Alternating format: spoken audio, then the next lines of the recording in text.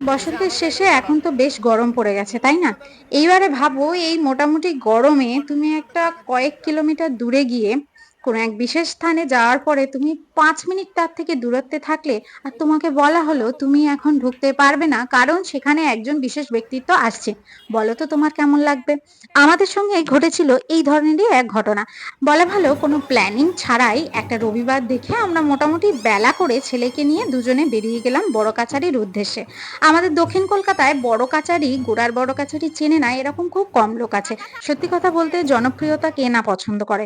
তবে আমি পলিটিশিয়ানই হোক আর কোনো সেলিব্রিটিকে দেখতে যাওয়ার ঘটনা হোক, এই ধরনের পরিস্থিতি থেকে আমি বিরত থাকি। দেখুন, সত্যি কথা বলতে মতপার্থক্য থাকতেই পারে। কোনো মানুষকে কারো পছন্দ না হতেই পারে। তবে বড় কাচারিকে যে ধরনের সুন্দর করে সাজিয়েছেন বা পরিষ্কার পরিচ্ছন্ন করেছেন, সত্যিই দেখার মতো। এই যে ঘরগুলো দেখছেন, দোকানগুলো, এইগুলোই সংস্করণ করা হয়েছে। যে কারণে অভিষেক ব্যানার্জি এই উদ্বোধন করার জন্য আসছেন। তারপরে আমরা পুজো দিই। ভিতরে কিন্তু অতটা যানজট ছিল না। যে টাইমে পৌঁছেছিলাম সেই টাইমে যতটা ছিল। পুজো দিই খুব সুষ্ঠুভাবে। তারপরে খাওয়া-দাওয়াও করি।